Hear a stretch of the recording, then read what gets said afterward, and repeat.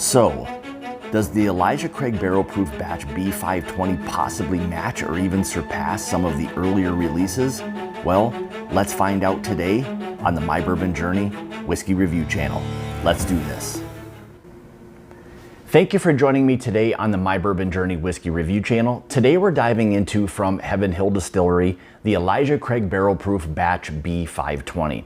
So just in the event that you're unfamiliar with what the B520 represents, the B is for the second batch, the 5 is for the month of May, and 20 being the year. So typically what I try to do with my reviews is we'll go through the appearance, we'll nose it, taste it, and then really get into the whiskey itself. So first, a little bit of information on the batch B520. This is coming in at 127.2 proof or 63.6% ABV. Again, it's uncut, non-chill filtered, so a lot of things that everybody is looking for in a high proof bourbon. Mash bill on this one's going to be 78% corn, 10% rye, and 12% malted barley. And again, it is age stated as 12 years old. And the MSRP for this is actually a very budget friendly $65. So as we go through the review, you'll see with all the other batches that have been released prior, it's always a fantastic or an excellent value bourbon in today's day and age. So, all right, let's get into the review. So as you can see, color-wise, it's a really nice, deep kind of copperish type of color. I mean, it's a really rich, deep mahogany color almost. And again, something I like to try to do is allow these higher proof bourbons to open up a little bit. So, you know, with something like this, prior to drinking it, even if you let it open up maybe 5 or 10 minutes prior to, you know, enjoying it, it's going to usually improve a little bit. Now, as the bottle kind of, you know, works its way down in terms of the fill level, the air will just oxidize it naturally. So, you know, leaving it in the glass for a lengthy period of time is you know, you don't have to do it quite as much. So, and then second is just move it around in the glass a little bit. It'll give you an idea of how oily it is. Again, uncut, non-chill filtered. It's leaving all of those fatty acids and things behind. So that will hopefully translate over to the flavor and the palate. So, all right, so let's go ahead and we'll get into the nose. It's just such a rich nose always. That cherry chocolate is something that's very common with the Elijah Craig Barrel Proof line.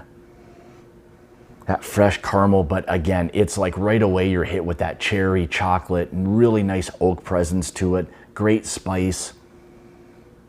Definitely a little bit of heat that's coming off of it. You'd expect it for, you know, coming in at 127.2 proof. Almost like there's that chocolatey type of note, but more of an espresso type of coffee on this. Really nice rich vanilla custard. That rich kind of like dark, like deep oak note. Not over oak by any means. I think they do a fantastic job of really cutting this one off at this age. I mean, it's just, there's just this rich boldness about it.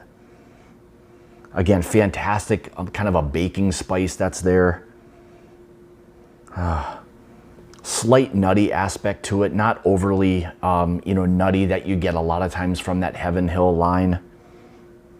But just that bold, rich, you know, dark, deep kind of chocolate, you know, cherry, really nice, you know, spice that's there to it. There's just that when you smell this, you know there's some age and there's some richness that's going to be there. So absolutely fantastic nose.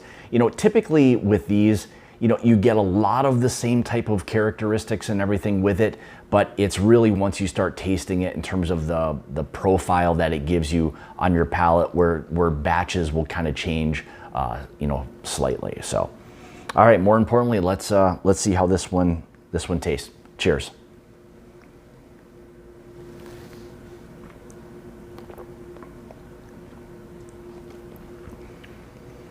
First, it's got an incredible mouthfeel. You get hit right away again with some of that spice that's there, nice baking spice. You get some of that, those like the nutmegs, the cinnamons, things along those lines. A little bit of black pepper, but quickly kind of, gets into a lot of the sweetness. Again, there's that vanilla custard that's there, the chocolate, maybe kind of some of that espresso note, definitely some of that cherry that's there. And the cherry that's there is really more of like a fresh, like kind of a black or a dark cherry, not some of that like artificial cherry flavor. So there's nothing that tastes very artificial about that cherry note that's there.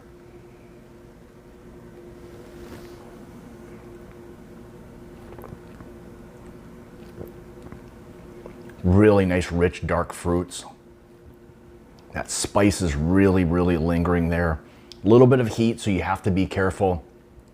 This is one that you want to allow your palate to kind of become acclimated to. So, jumping into this right away, it can kind of shock you a little bit. I mean, it's a higher proof, so you got to, kind of maybe just work your palate, into, this kind of proof. Again, still those baking spices really stick around. Dark chocolate, all these notes I'm giving right now are just very lingering. So, I mean, as the finish begins to kind of develop, again, you're layered with those baking spices, the oak, the chocolate, the espresso. That cherry is very prevalent in this one. Again, the mouth coating is fantastic. It just lingers, hits all parts of the palate.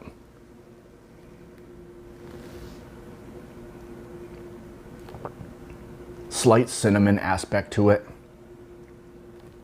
Just very well balanced. For me, this kind of lines up very well with what Jim Beam does with the Knob Creek lineup, specifically their single barrel. It just, in terms of what you're getting for the overall value, $65 for these batches in today's day and age. Again, it's an extremely value bourbon as far as I'm concerned, because of what it is that you're actually getting. So if you can ever find this, even without even trying it, the particular batch that it may be, buy it. It's definitely worth the $65. So.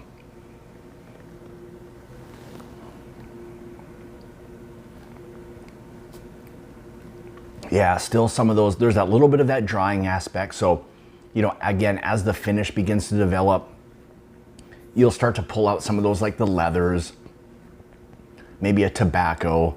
But again, that nice rich oak, that vanilla custard aspect to it. The proof is still there. It's very mouth coating. It's just an extremely fantastic bourbon. I mean, from release to release, they're fairly consistent for the most part. But what I would say with this batch B520, it's really one that's kind of standing out to me, that there's just something a little bit more about this one that's just giving it a slight edge to maybe some of the other releases that have been there. 2 releases ago, the C919 again was a fantastic release. I think this one may slightly edge it out, but again, very, very comparable. So if you did enjoy the C919, again, that was a fantastic release as well. So again, just an absolutely fantastic, bourbon. If it sounds like I'm raving about this one, it's because I am. It's just a full-bodied, barrel-proof bourbon that I think everybody will, generally speaking, enjoy. If you enjoy high-proof bourbons, this is gonna fall right into that category or your wheelhouse with that one. So again, finish-wise, I mean, it's long. There's that little bit of that Kentucky hug that kind of sticks around. But again, the nice rich oak, the bold spice, the vanilla custard, that chocolate, espresso, cherry, all of that. Absolutely fantastic bourbon. So again, if it's something that you can find, buy it. Hopefully the C batch for the 2020 will be coming out before too much longer. September-ish, maybe into October, you'll start to see those releases hitting the market. So with this one specifically, I give it 100% a buy rating all day long. It's one that I like to have around. you know, keep on the shelf at all times. It's just a really nice, absolutely fantastic bourbon. So I'll leave it at that. Want to say thank you so much again for tuning into another one of my reviews. You can find me on Twitter, Facebook, Instagram, all of those places. More importantly, let me know your thoughts on this batch specifically. Did you enjoy it? Was there something you didn't like? Whatever it may be, I'm always interested to hear people's feedback on the particular bourbons being reviewed. So again, with that being said, I want to say thank you so much again for tuning in to another one of my reviews. If you'd like to help support or contribute to the channel, you can through my Patreon page, which I'll have linked in the description below. Also remember, it's about the journey and not the destination. Cheers.